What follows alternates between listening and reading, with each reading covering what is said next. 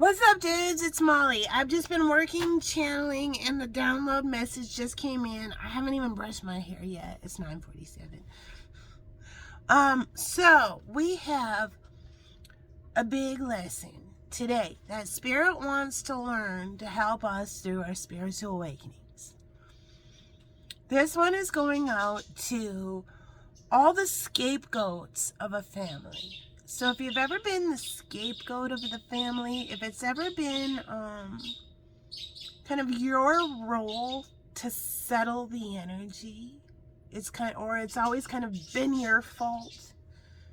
You've always had to take the role of, what's wrong? Oh yeah, no, it's totally my fault. Yeah, no, I'm sorry. Yeah. You may not even be sure what you're sorry for, but it's totally your fault.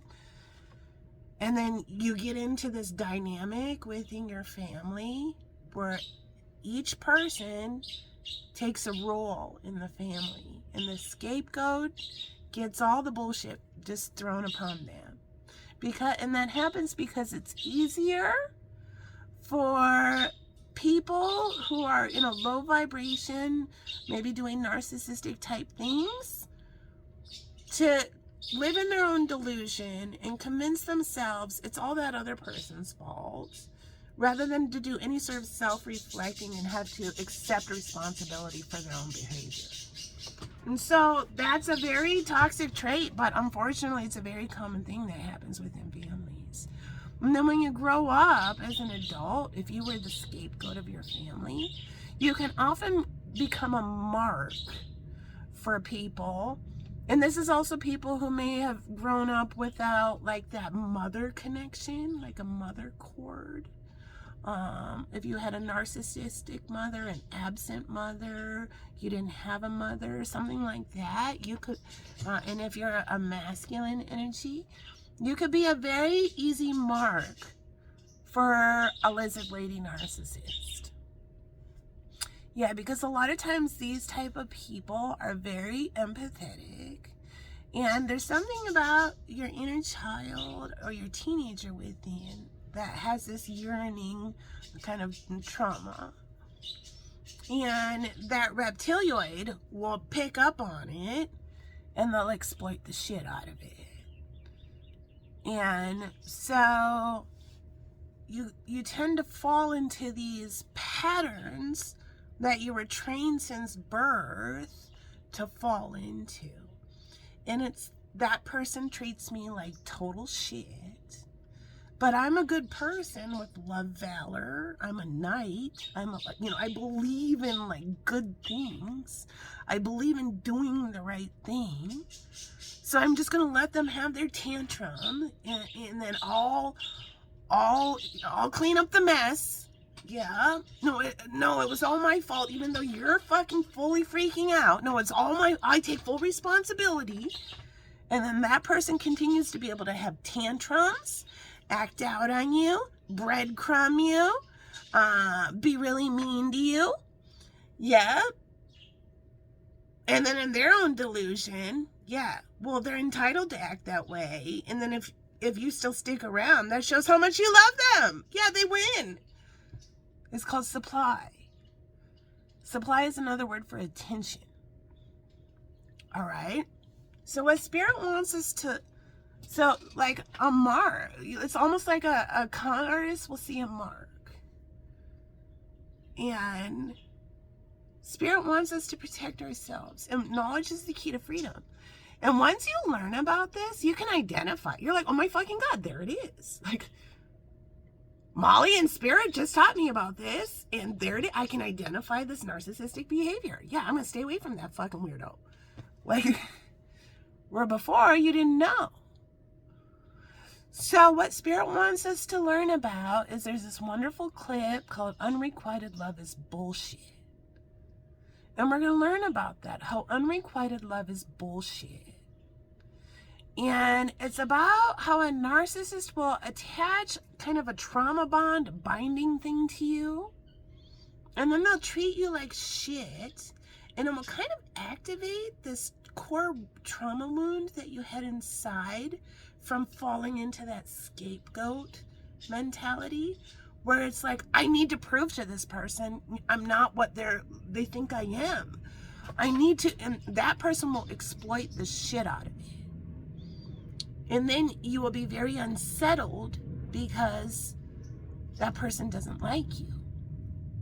And so part of this next lesson, there's another lesson that Spirit wants us to learn. And I put these clips down in the comment section. They're just clips on YouTube. Free information. Knowledge is the key to freedom.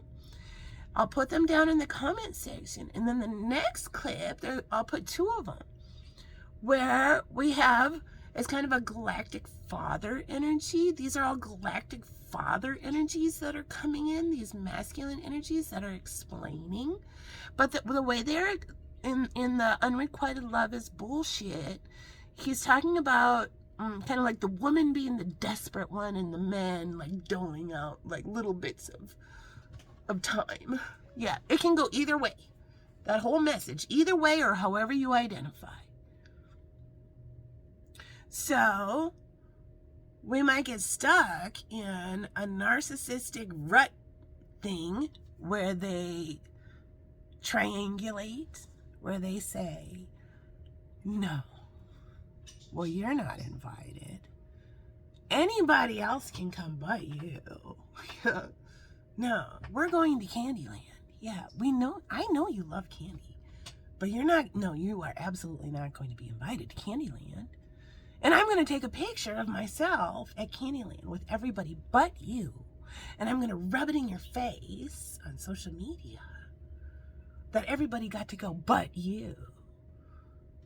And I'm doing that because it's called supply. So a narcissist will do that because they're literally like sucking their own ego dick, for lack of a better way to say it. They literally are like, and that's called negative supply, where you be a bully to someone to feel, it's some fucking Lord of the Flies shit. All right, so we as super empaths, or people who may have been scapegoats in their family, we're going to learn about this, and we're going to say, let's be empowered. Yeah, we're not going to be a mark anymore. Now that we know about this, we've protected ourselves. We now know. Yes, and we're going to allow people to dislike us. That's a tough one. That's a tough one, because we can go into a room and be like, who doesn't like us? I need to go to them first and immediately like clear up that energy. Yeah, I need to prove to them like I'm worthy of being liked. Yeah, like you got me all wrong. No, from now on, we're going to allow people to dislike us. And you will find the anxiety will just lessen. Yeah, because here's the truth. They're looking at you through their own fucked up filter. And there's nothing they're going to dislike you no matter what. And they might feed off of playing with you like a cat does with a cat toy. Like a little puppet. Yeah, so we're just going to cut the head off that snake. And we're going to allow people to dislike us. And allowing someone to dislike you sets you free if you've fallen into this dynamic. So that's the lessons for today, darlings. And guess what? I like you. I do. I think you're worthy of liking. And you know what? I don't just fucking like you. I fucking love you. Hope you have a good day today.